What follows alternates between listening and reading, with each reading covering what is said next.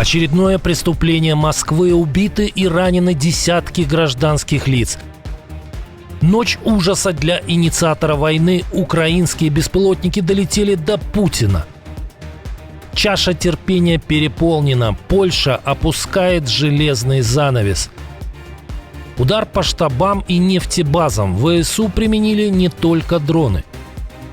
Протест против цензуры в интернете перерос в революцию. Горят правительственные здания, чиновники бегут из страны. И многое другое. Самые важные и срочные новости. Эксклюзивные подробности. Вы смотрите информационный выпуск «Нехта». Оперативно о событиях в Украине, России, Беларуси и мире. Раньше и понятнее других. Все, что нужно знать сегодня.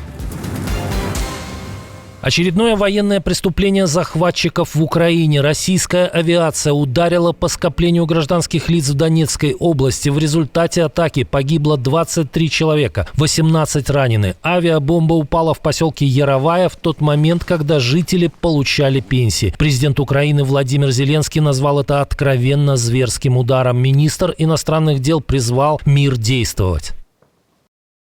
Это отвратительное преступление требует всемирного осуждения и действий. Мы призываем мир высказаться и действовать немедленно. Мы призываем европейских партнеров, Соединенные Штаты, членов G20 и всех, кто ценит человеческую жизнь и устав ООН, принять меры. Россия несет только смерть, ужас и разрушение, добавил министр Сибига. Только коллективные и решительные действия могут и должны остановить российский террор.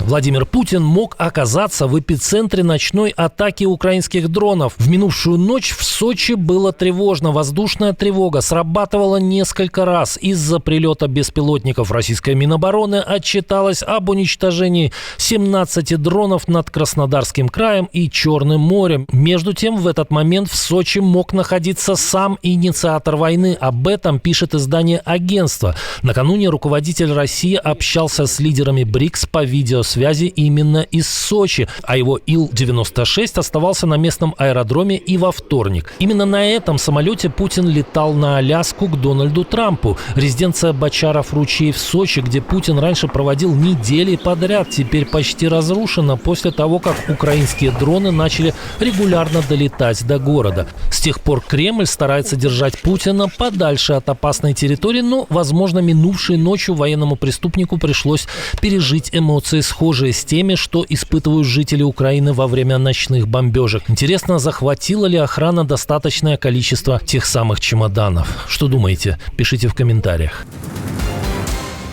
Украинские беспилотники нанесли новый результативный удар по очередной российской нефтебазе. На этот раз в Белгородской области в поселке Прохоровка. Пожар зафиксировали спутники НАСА. На них видно несколько очагов возгорания у железной дороги в центре поселка, где расположены резервуары. И еще один очаг на окраине. Минобороны России отчиталась только, что за ночь над областью были сбиты 7 дронов. Но военную тайну разболтал губернатор Вячеслав Гладков, сообщив о пожаре на нефтебазе. По его словам, возгорание уже ликвидировано. Для этого потребовалось привлекать пожарные поезда. В результате удара были повреждены резервуары, добавил Гладков. Подробностей о пораженной цели пока нет. Зато они появились об ударе, произведенном накануне по одной из ключевых точек российской нефтяной инфраструктуры – нефтеперекачивающей станции Второво во Владимирской области. Объект, который перекачивал дизтопливо в московский кольцевой нефтепродуктопровод, получил многочисленные поражения. Об этом в Телеграм написал командующий силами беспилотных систем Роберт Бровди, известный под позывным «Мадьяр». Топливо в Москве немного сбоит, говорят. НПС Второво, Транснефть, Пенкино, Владимирская область немножко испортилась. To be continued. Бензин становится жидкостью дефицитной, а газ и нефть быстро сгораемыми. Напомним, Второво – промежуточная нефтеперекачивающая станция Транснефти. Она принимает, накапливает и перекачивает нефть по магистральным трубопроводам. И удар по такому объекту не просто трещина в системе, а ощутимый сигнал для всей российской топливной цепочки.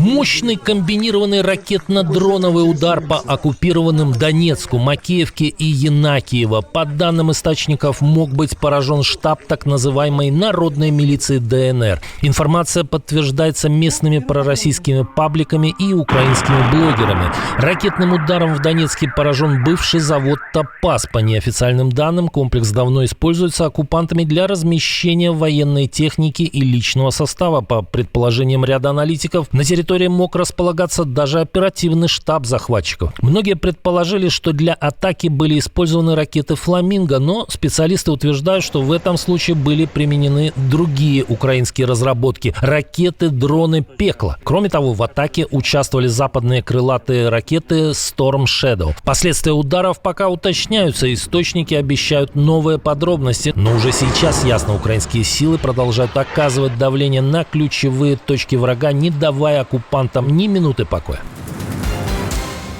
Не в каждой стране люди соглашаются с блокировкой социальных сетей. Протесты в Непале, которые власти пытались потопить в крови, продолжились с новой силой, а правительство, наоборот, отступило. Запрет на соцсети, введенный 4 сентября, отменили. Премьер-министр подал в отставку. Но людей на улице это уже не остановило.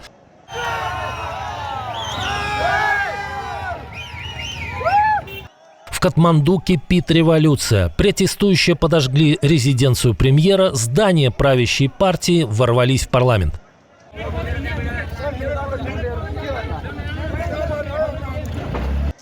Горят дома чиновников. Армия вынуждена эвакуировать министров с помощью вертолетов. Эта страна наша. Страна поколения Z. Все политики сбежали. Эти политики коррумпированы и избегают работы.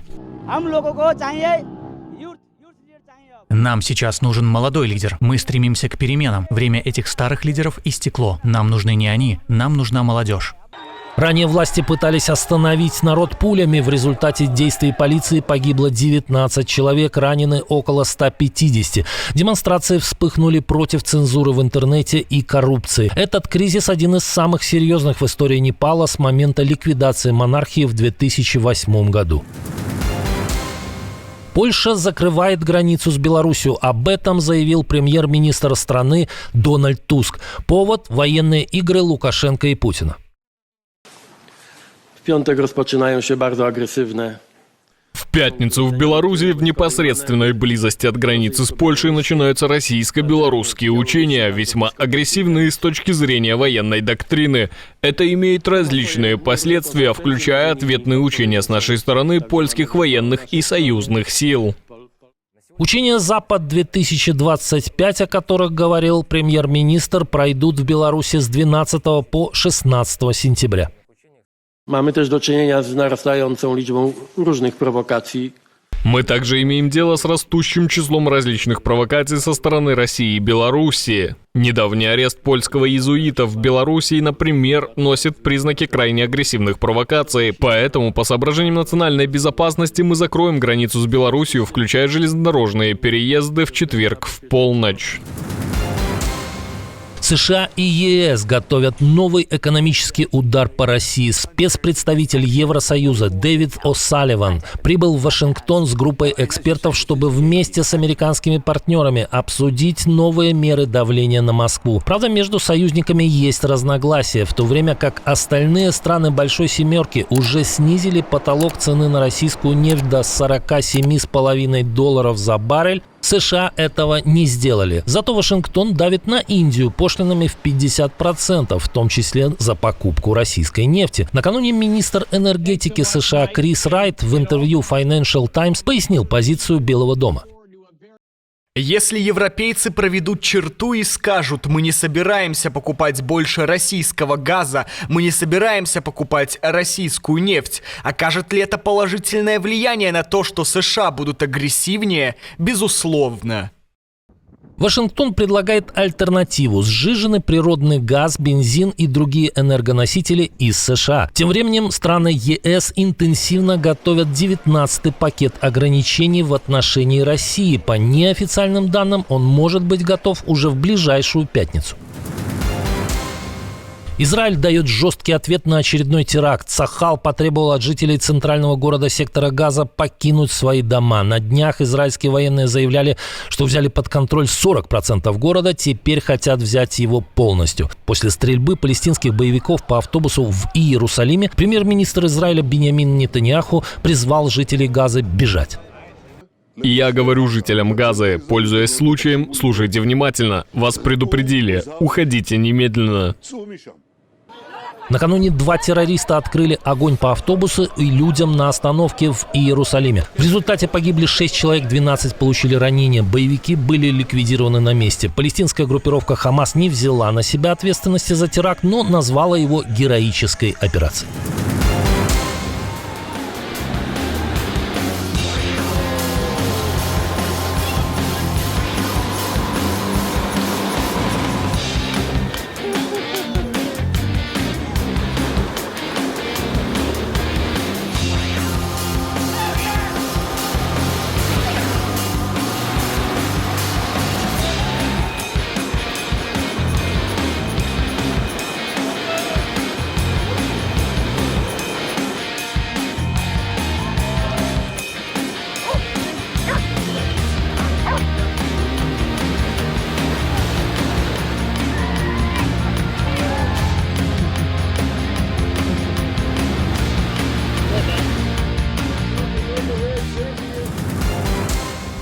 Отдельное спасибо за то, что досмотрели до конца. Спасибо за ваше доверие. Жду развернутых комментариев, лайков и репостов. Это важно для того, чтобы нас становилось больше. На этом пока все. Доброго вам вечера. До новых встреч и хороших вам новостей.